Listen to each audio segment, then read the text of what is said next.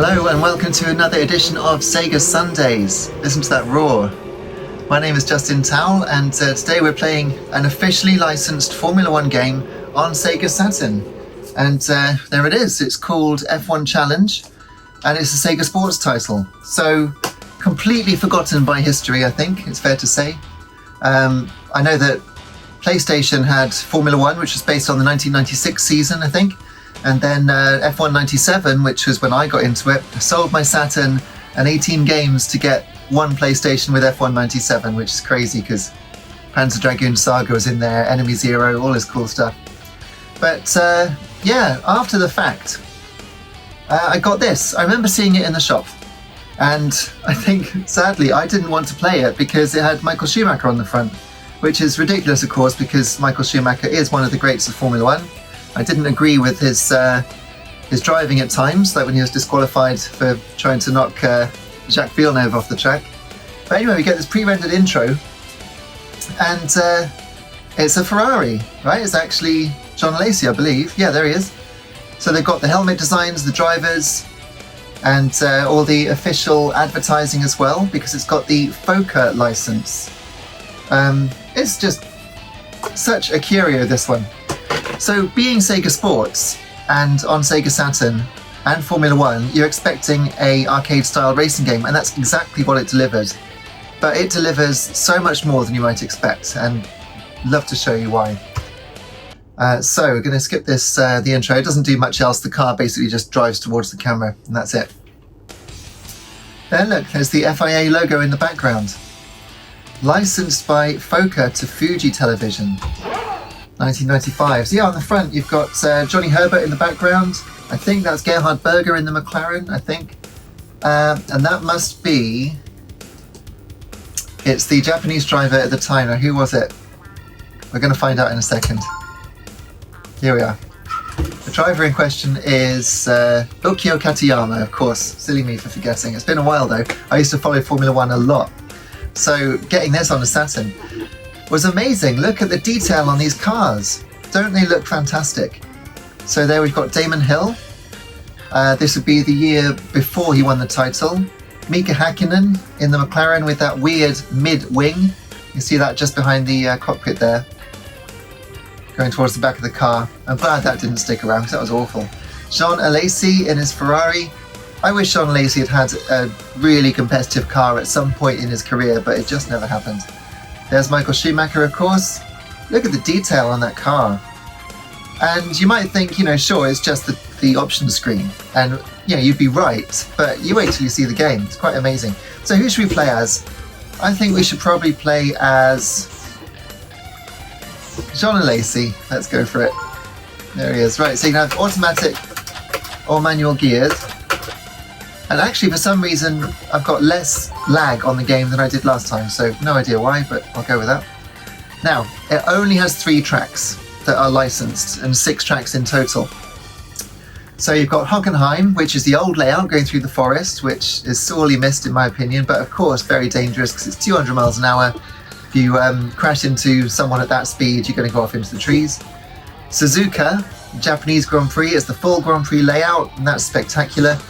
And Monte Carlo. So I think we're going to do Suzuka first and then have a go at Monte Carlo, but it's also got Neo City, Neo City Advanced, and Neo City Expert. So these are the dedicated Saturn courses. So yeah, let's go with Suzuka. Now the Grand Prix are quite long. Grand Prix? They're quite long anyway. It should be Grands Prix if it was written down, but I'm not going to say that. So you get this 3D garage because you think, you know, it's a bit pixely, but check this out. When you move around, the camera swoops around. Beautiful, solid 3D. The transparencies are the checkerboard, but that's to be expected. And the resolution's actually really good on the textures, I think. So, for Suzuka, I think we're going to have a bit less wing because it is a fast track. So let's set it like that. Tyres, we'll go for high grip, I think, to make up for the wings. Now with the fuel, if I remember correctly, you can basically go the whole race if you fuel it to about there. So when I pit, I'll just be pitting for tyres and not worry about refueling. So should we do that? I don't think we're going to lose much time doing that. So let's try that and see if we can get through. And we're going to start the race. Now I'm using the Sega Saturn official steering wheel. There it is. And the frame rate you think's bad, but then you turn off the rear view mirror and it's 30 frames a second. So Saturn racers, I think only Sega Touring Car that comes to mind actually had a rear view mirror. But this one did, and early on as well. So once I get around a few of the corners and out of the way of these cars, we'll have a look at the rear view mirror. But the rendering of the tracks, is very interesting because, a bit like Athlete Kings on Sega Saturn, it doesn't draw anything it doesn't have to. So you've got the Armco barriers at the side of the track, but beyond them basically is a void. So there's nothing behind the barriers except the grandstands, which means that the Saturn can focus on drawing the grandstands. Just trying to do the manual gears and tackle the hairpin. So it can draw the grandstands and the track and very little else. And that's why it can keep up 30 frames a second with some actually very impressive drawing. I think you'll agree. But what's also amazing is the skybox. Most Saturn games don't have a skybox, but this one has got a basically, I don't know if you'd call it 3D rendered, but look, it goes around in a sort of fisheye effect. So there's an element of 3D to the sky, which again, for a Saturn racer, was just unheard of. So you've got 30 frames a second, excellent draw in distance. Look at the distance here. There it is. Now it's up. You're just driving towards it. And that looks fantastic. I think you'll agree.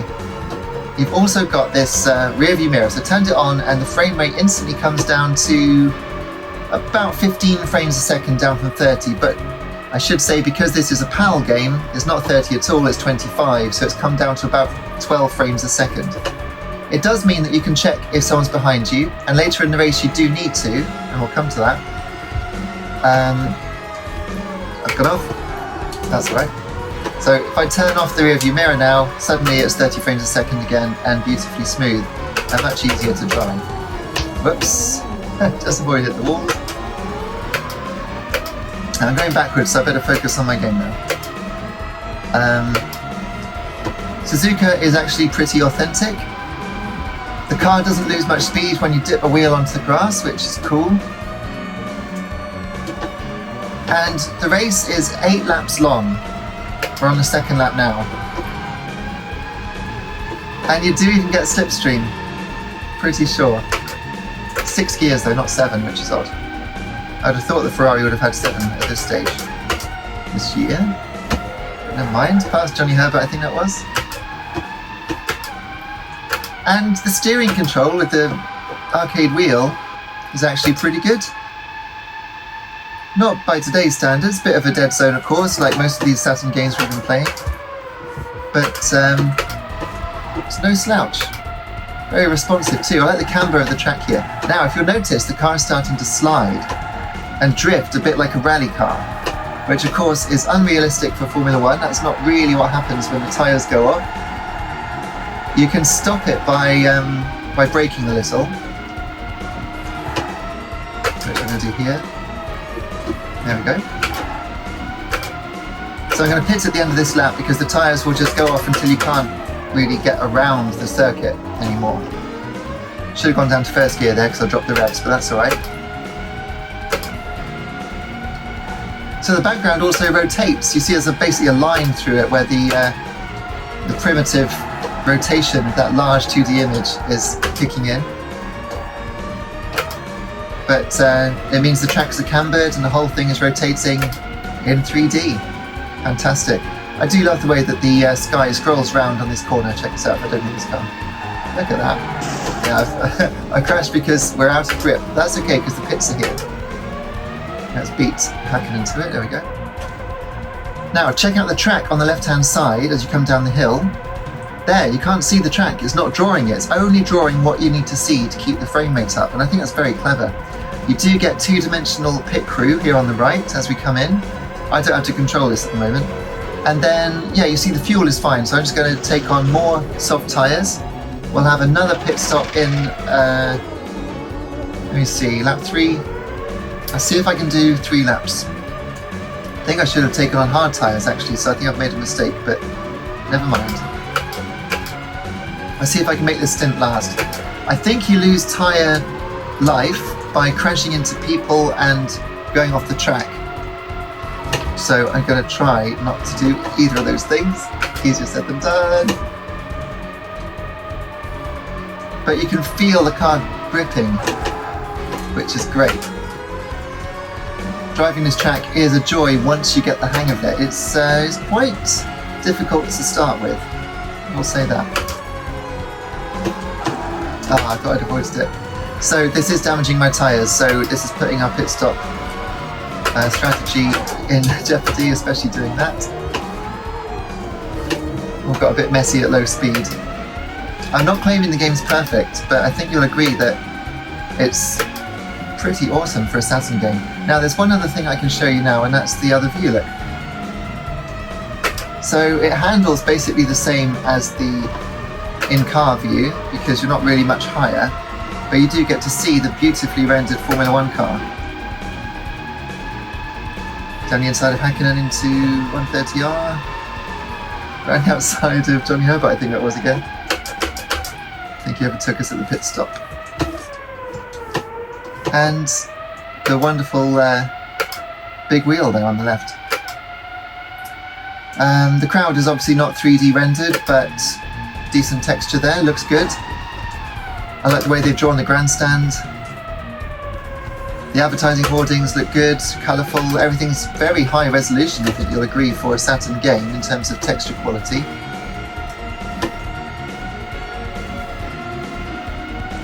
So we're going to finish this race before we have a little go at Monaco, because Monaco is worth showing.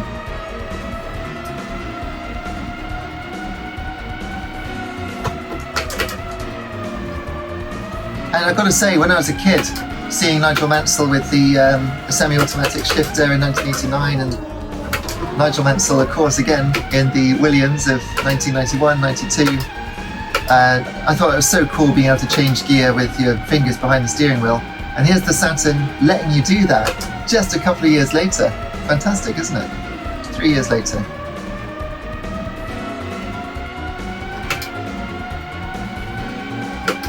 Maybe 4, okay. Anyway, you really get some speed up. They've drawn some tyre tracks across the circuit, which does kind of denote the braking zone, and it's pretty decent level of detail. Now the car's starting to slide, but 6 next. So if I finish this one, we've only got 2 laps left, so I could probably go on softs again to finish. But it's starting to slide now, so this lap's going to be difficult. That's the other Ferrari, look. Oh, I crashed into it, made it spin. The cars don't flip in this game, but they do spin, which is pretty cool.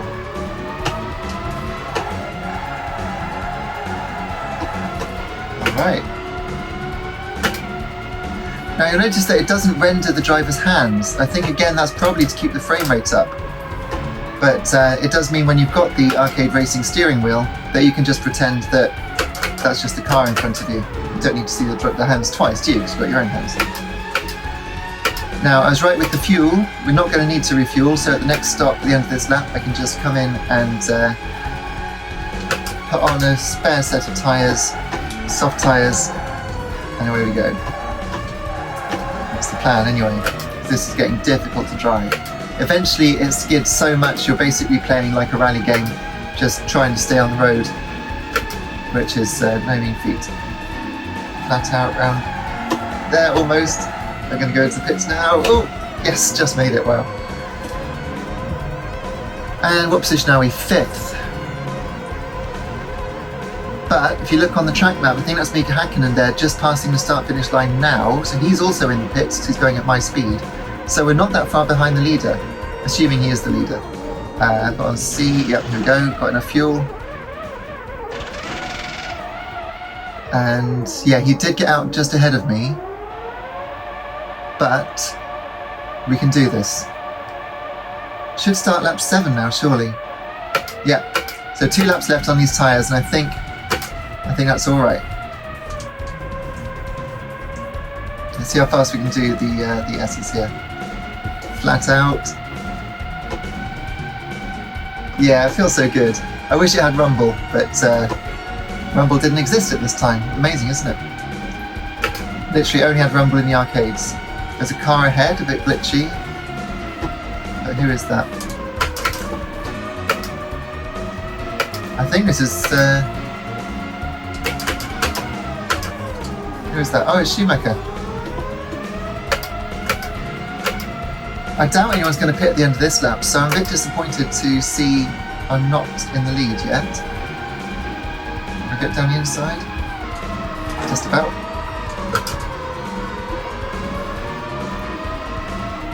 Take the toe off this one, down the left, 4th place. Now there's no one else with a flashing helmet icon on the map, which makes me think that whoever's ahead is... oh, I'm first! They must have come into the pits. We can't see them, because of course the game doesn't draw anything off the track, but basically, second now, so perhaps someone's coming out the pits. Is that them? No, that's okay. Yeah, they were in the pits. So all I have to do is to survive this lap, and then we get to see the wonderful congratulatory screen, which I won't tell you about yet. Let's focus on getting around the lap.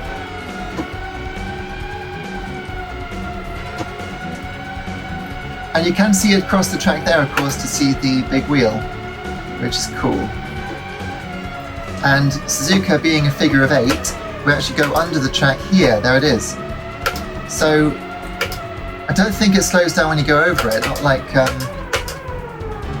what game were we playing last where it slowed down? Oh, Daytona USA. But you would be going over the track after this corner. Spoon curve, isn't it? There we go, around the spoon curve. Tyres are just starting to go, but I think we're good. And here is where you go over the track. So you see a break in the trees on the left and the right. There we go, over the track. Frame rate stays up. There's a slight dip actually, just a slight one, but nothing to write home about in terms of being outrageous. And there we go. Now, we get amazing music and beautiful graphics for the congratulatory screen because we've won the race. And you get to see that wonderful Ferrari.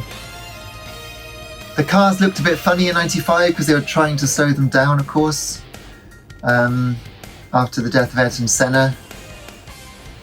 So they don't quite look like the beasts they were just a couple of years previously.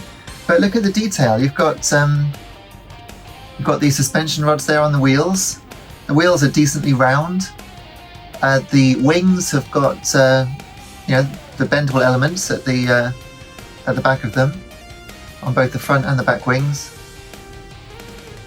And the, I don't know how you pronounce it, agip, advertising as well. And the Ferrari logo, of course, to the just the front of the cockpit on the right and the left. So sponsorship from Canon. Looking at this, it doesn't look bad, does it, compared to the original Formula 1 on PlayStation? I know when Formula 1 came out, everyone was blown away because it looked so realistic, because they were trying to go for realism and the actual TV presentation, the camera views and the style of everything on the screen. But the Saturn could have kept up, I think, if they'd really tried. Or let Sega have a crack at it, because the 3 tracks they've done here are good. You wait till you see Monaco. Anyway, I think the car struggles to get around this. No, that's all right. Last time I saw it, it did, because there was a car in the way. But look at this coming down the hill. Beautiful. That's the Saturn absolutely purring, firing on all cylinders. Yeah, it's fantastic. Interestingly, you can run out of fuel on this this warm down lap, and the car just sits there while it congratulates you. So yeah, I didn't get this at the time, but I did have it, I think, just before I sold my Saturn originally, because I remember thinking, I wish I'd got this when it was new, because it is superb.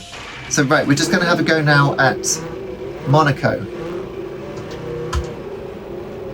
Sega Sports were really, the Sega Sports logo on these games, the brands. It was all great. You had the World Series Baseball as well. Sega Rally Championship, of course. Yeah, Sega Sports games were awesome. And still are, in fact. So, let's load up Monaco. How are we doing for time? Oh, 21 minutes. It's quite long, isn't it? Okay, well, perhaps we'll just do time attack then for Monaco. Let's try... Who else can we have? Damon Hill, because he never got to win at Monaco, did he? Unlike his dad.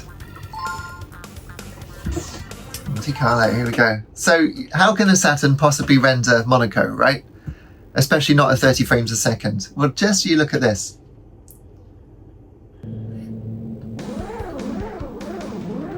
The lighting's a bit suspect there on the buildings. But here we go into Saint-Vot. Badly out of the race already. Up the hill towards Casino Square. And look at the scenery. I think that's pretty... Oh, I'm doing a really bad job at driving. It is hard. Once you get the hang of it, you can do this. But look, here's Rasgas? No, Mirabeau. And then into what was the Lowe's hairpin. A bit polygony, but that really is the track. Look, under the flyover and into the tunnel. There's the tunnel. Doesn't tighten quite as much as it should, but that's all right. And then the Nouvelle chicane crashed again. I'll see if I can do a better lap next. So when I had this back in the day, I did actually get really good at this. Here we go towards the swimming pool section. Obviously it's got pop-in. There aren't many polygons around, but you can tell it's meant to be Monaco, can't you? Oh dear, sorry if you're getting seasick of my driving. It's much harder than it looks. Right, let's go for a quick lap. See if we can get down under 118 would be good, wouldn't it? Let's try. No, it's not going to happen like this. No. Really difficult. As I said, there's a slight input lag. The steering wheel's got quite a dead zone. And the tyres are going off already because I've hit the wall so much. But they're going to Mirabeau. It doesn't seem to want to turn even at low speeds. So, no.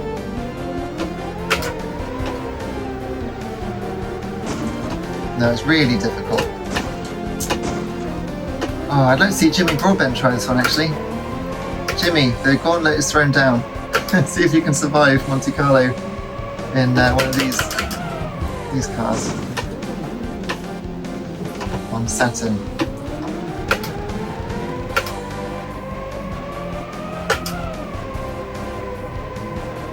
There we go, getting a little bit of speed up. Oh! I would love to do a lap without hitting anything, so I'm going to give it one more go, although I expect the tyres are gone.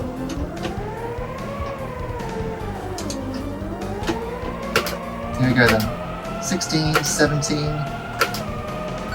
Right, let's get under 118.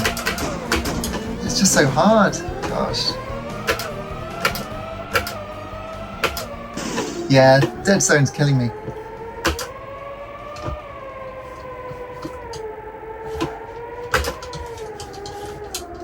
That's it, come on. Try and keep some rips up. Okay, it's better. The track is very angular, as you can see, but you can get around it. Alright, doing better. I did want to be a Formula 1 driver, in case you're wondering. There we go. Oh, I did slow down for it, but too much.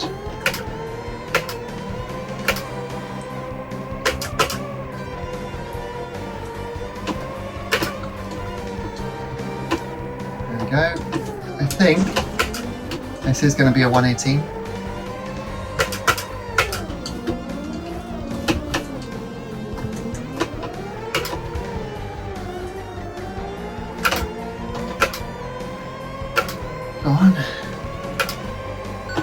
Oh, almost. No, I just can't get around that corner. It requires much more braking than you'd think. And so the time attack fun begins. You know, it's very difficult, but you just want to get better and better and stop crashing into the walls, right? Anyway, I think that's probably it for now. Yep, let's leave it there. And you can feel less seasick now from my driving. So what do you think? I thought that was great. I think it's a really underrated Saturn gem. And I don't know, PlayStation just ran away with it because they, you know, Psygnosis's Formula One was just unreal, out of this world. And there we go. Yeah, shame. In a different timeline, Sega would have run away with the generation and Dreamcast would have ruled the world, but it wasn't to be. Anyway, thank you very much for watching this Sega Sundays. We've got a whole playlist if you like this and haven't seen it before. A playlist full of games. We've done first-party Dreamcast games so far and first-party Saturn games. Soon, I'm going to move on to other consoles, but also I'm going to start bringing in third-party games that were famous for being on Sega. For instance, Radiant Silvergun or Power Stone, that sort of thing. But yeah, we're going to move on to some other consoles soon. I think I keep saying this every week. There keep being so many great Saturn games. But yeah, definitely come New Year, I think we'll be on to the next system. So, thanks for watching. Take care, and I'll see you again soon. Cheers.